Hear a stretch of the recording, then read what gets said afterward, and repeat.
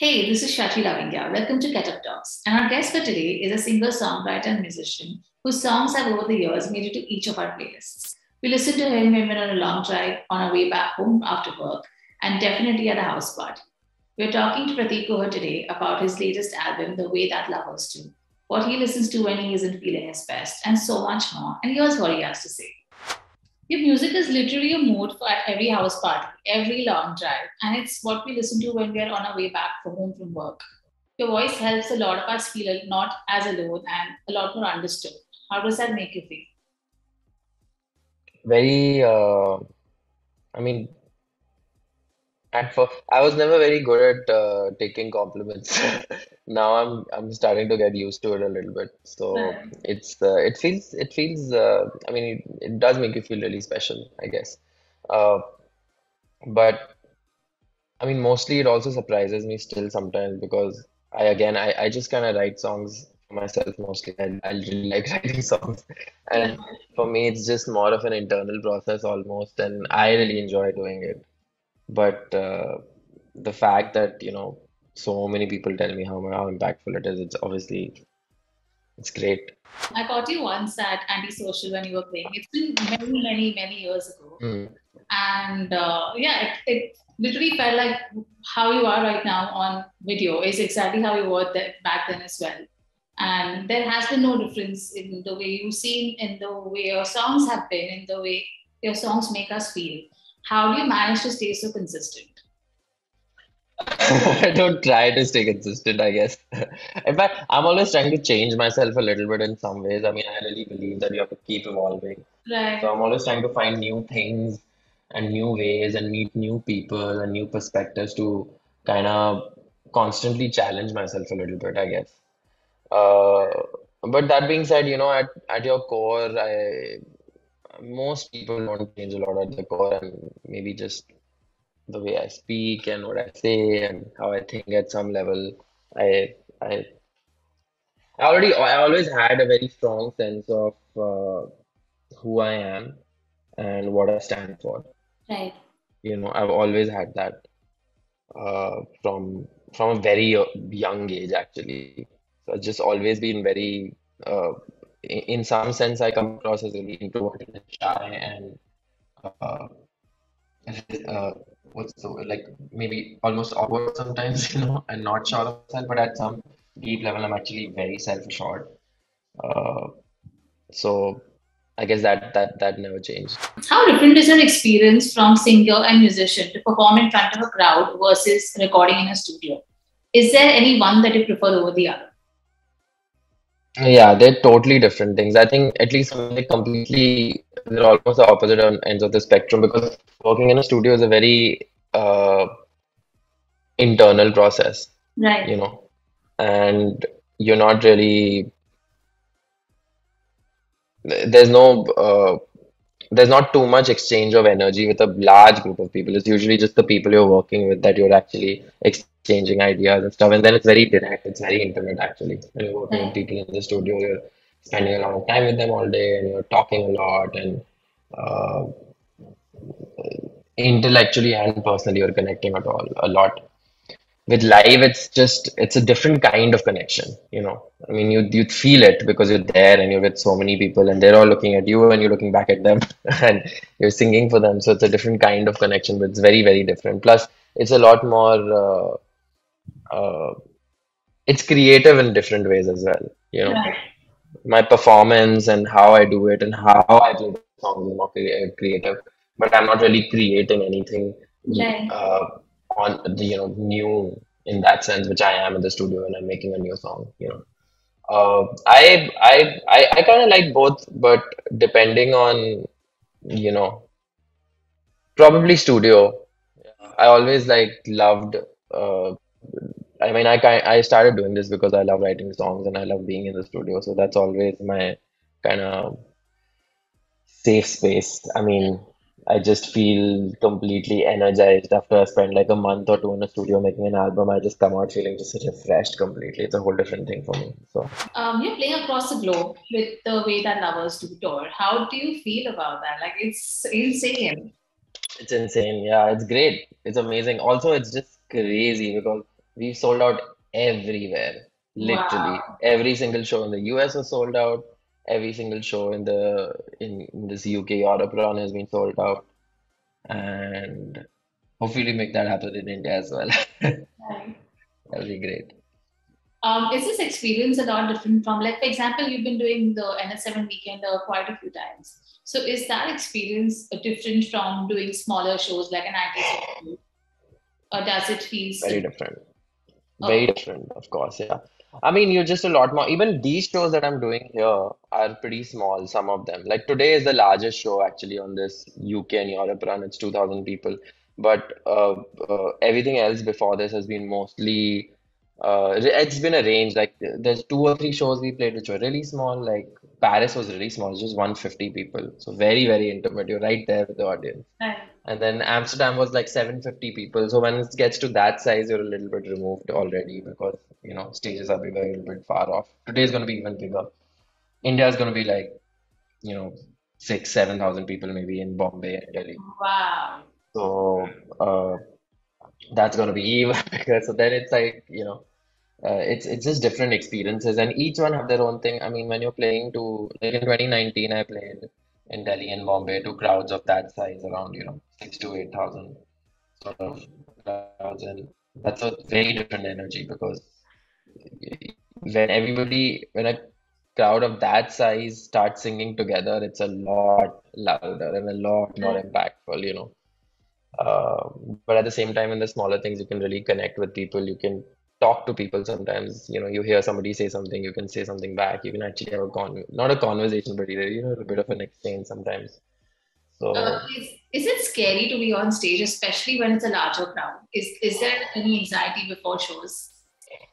uh, it depends. Some days I feel very anxious.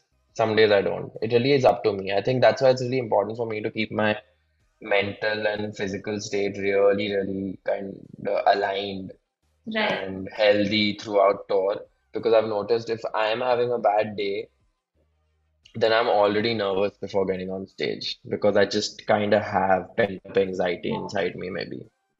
And then that kind of affects the show sometimes, and then the show actually has that vibe. But if I go with really good energy, uh, it's great. It goes well no matter what, even if there are mistakes or something, like, some tech stuff trouble happens or whatever. It's everything is the vibe is good. So I try and like keep myself. Uh, but that being said, you never know. Like big shows, definitely. Like I'm already a little bit nervous about the India shows because some of them are really, really big. Since you're singing in all of your shows, is there a lot of prep that goes into place?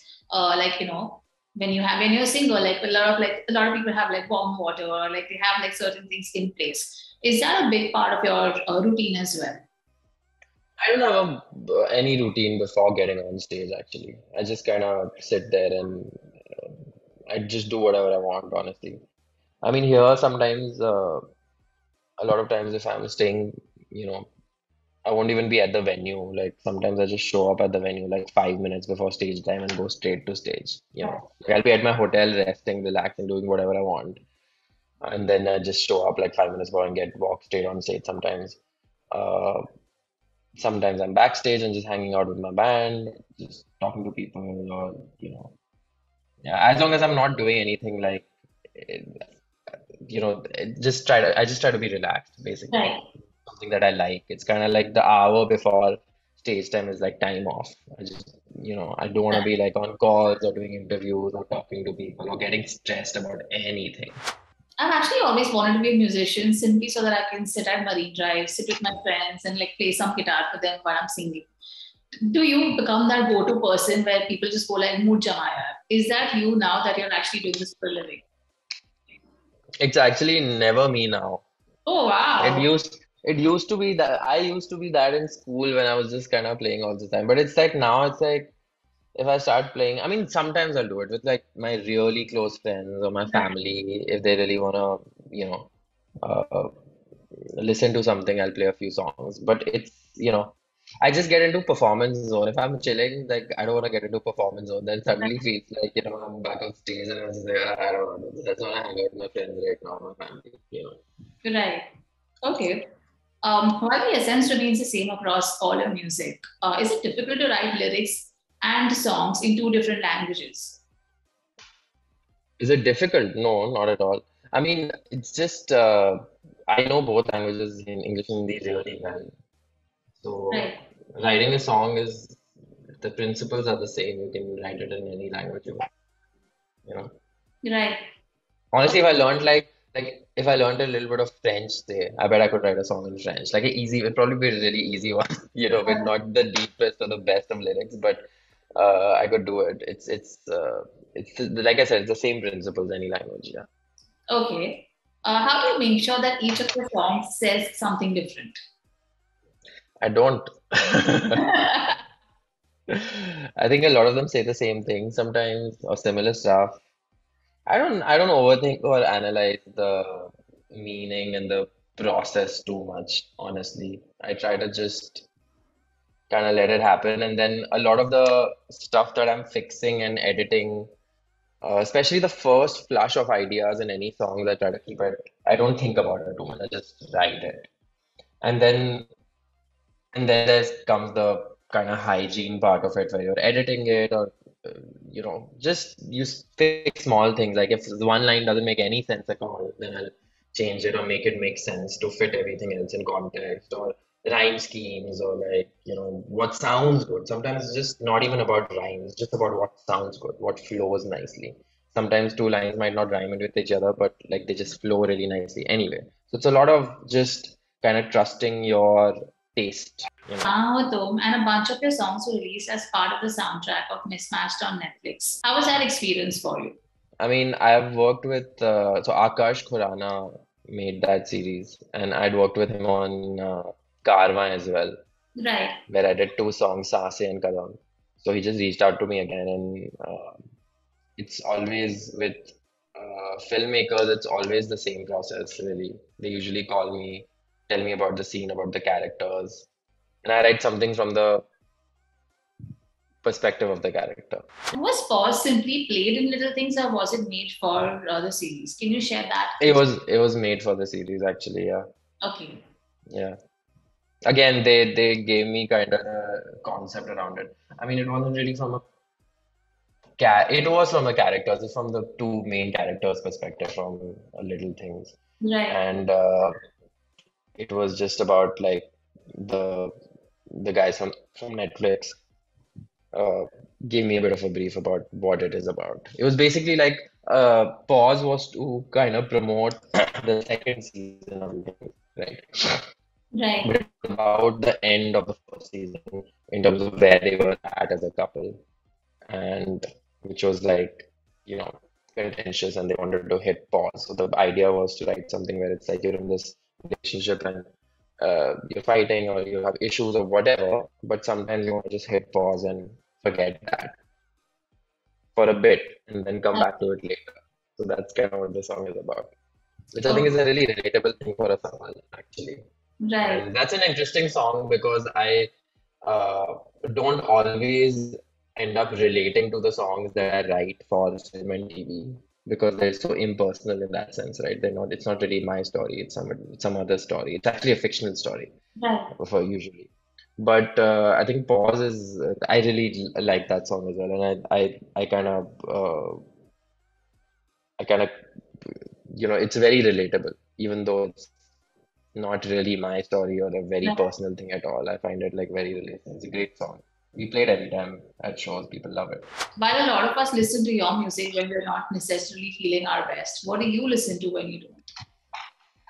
I listen to, I have moods, so sometimes I listen to new stuff. Okay, so I'm just trying to like discover new stuff. Then sometimes I want to listen to old stuff that I just already know for more nostalgic or it's like comfort food for me. So it really depends. I have different moods. And I listen to all kinds of things. And usually I just pick up albums and start listening to that. So one day suddenly I wake up and I feel like listening to like, I don't know, the 1975, which has like been one of my favorite bands for many years now. So I'll just pull out an old album and just listen to the whole thing. Or the National, I really like them a lot. Again, very uh, uh, like just like I like. albums, especially because it's just the whole, if a whole album is good, you don't have to worry about like picking different, you just listen to the whole album and every Right. song is great. So those kind of things I like a lot. Singer-songwriter, sometimes I listen to, sometimes I try to listen to like newer people and like discover people. Then I'm listening to more one-off songs here and there. So Was indie music and acoustic music like always your go-to? Is that what you had in mind right from the start? I never tried to uh be like, okay, I want to make music like this. I just never gave myself that challenge that, oh, I want to make music that sounds like this genre or this artist. I just kind of did it. I wrote, I just, the sound was decided by, just what I felt. It's really Right. random and this sounds really random and it is random. It still is really. I don't really think about, I mean, sometimes I'll notice things in other songs I really like and be like, oh, that's really cool. I wanna use that sound maybe. But I never try to like make something which is just completely, like one song fully in terms of full arrangement. I'll take different aspects sometimes. So I don't really try to like shoot for a certain genre, honestly. But I think my influences, especially when I was younger and through college, and my key influences like John Mayer and Elliott Smith, like a lot of guitar-driven music, a lot of singer-songwriting stuff, a lot of folksy lyrics, a lot of love songs, Bob Dylan. Like I love romantic love songs. I still do. Like even now, if I hear a new song that's really, really saying something really simple, but yet really impactful and fresh. Like that's my kind of golden area. Like I love songs that just are not complicated. There's nothing crazy going on. There's no complicated, it's just saying something really, really simple, but in a really somehow in a way that's new. You Right. know, I love songs like that, and I think I instinctively try to write songs like that. Your music is now a part of Karma, Little Things, and Mismatched. How has this journey been for you, right from Jaipur to NYU to everything that you're up to right now? It's just been a bit of a blur, honestly. It just kind of happened. It's crazy. It's like I don't even know sometimes how to. I don't even think about it actually. I don't think about my past that much, and I'm not the kind of person who sit and reflects about that. Oh, what a life! Like I just kind of stay where I am. I think about the immediate present and the future usually. So I just keep going in that sense. But every now and then I think about it, and it's cool, I guess. I didn't really expect I'd be here.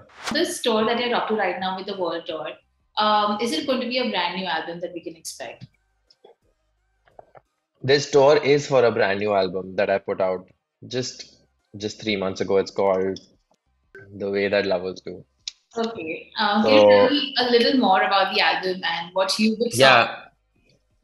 yeah, yeah. So we made this album in Seattle last year. I mean, I've been writing songs for it for the past couple of years, but in terms of the recording and the production happened in Seattle last year. It's called The Way That Lovers Do. Uh, that line is from one of the songs called CO2. Okay. That's kind of where it came from, but uh, it also is about sort of about the loose theme behind the album, which is like aspects of lovers, you know. I think that it's not just the romantic side of things, but also the fact that when you are in love or when you uh, are truly a lover, I think you go through life in a certain way. You're just generally more passionate about things. You're just more emotional in a good way. I think being emotional is a good thing. I think everybody's too, you know, trying to like be careful about what they're saying and doing all the time and very on guard and defensive all the time.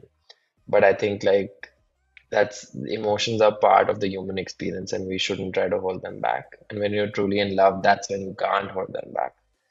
So I think that's a really beautiful thing, and I think we should hold on to that as humans and not,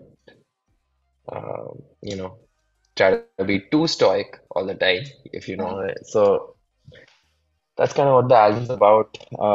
We're going to be doing a bunch of songs on the album on the tour. Uh, I'm really proud of the album. I think go and listen to it. Whoever's listening to this, yeah, right now. Is there any song that you really like from the album? Any one song that is your favorite? I really like The Last Time a lot. I really like playing it, and I think it's like probably the least romantic song on the album actually. It's not really very romantic. It's more about like The Last Time is more about a fleeting encounter with with a person. Uh, so it's not really this deep romantic love, but I think I really enjoy playing it. I think I really like the song for some reason. I think it's a really good song. Uh, and I also like CO2 a lot, which I think is lyrically really, really strong. Or a lot of the music videos, like when we see a music video, we know it's a Prateekkuhad music video. Is there something specific that goes behind ideating and executing it? I actually don't think so. I think my music videos are pretty varied. Like if you watch like Tum Jo Pass to Cold Mess to uh, Just a Word or Favorite Peeps, like they're all really, really different aesthetics and Right. uh, so I don't really think that I have this trademark kind of music video thing. I think it kind of changes but maybe that's my perception, and to different people, there is something that kind of stays similar. Right. But it really just varies. Some videos have been really personal to me. Like the cold mess video, I kind of always knew I wanted to do that. Right. Like much before I started talking to Dar and Dheer, who were the filmmakers behind it. I really wanted that underwater scene. I'd actually written out this loose kind of concept of what happens to this couple in the real world, and then they like are drowning and what's there, those shots. And I was like, not gonna happen. I don't have the money to make this video. And then thankfully, like we were able to like get some money from the label around then. And when I discussed it with these guys, they were like, yeah, this is totally possible. And then Dar really polished the script. She really made it into a script and into a thing. So I think that's perfect because it comes from a really real personal space, the song and the idea for the video. And then there was a lot of love involved in really polishing it by somebody who is a filmmaker and really good at writing script and visuals and stuff. And she really like, made it truly what it is. And then Jim and Zoya were excellent in it.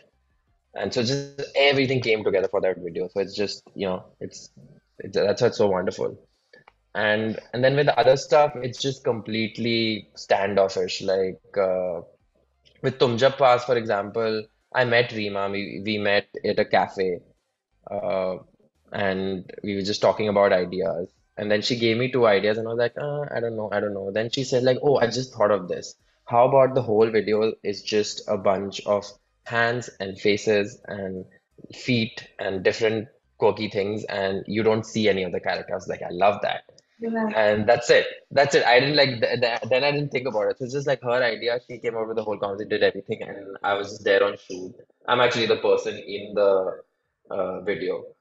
So even though you never see me, but I wasn't really involved that much in the creative writing process of the video that much.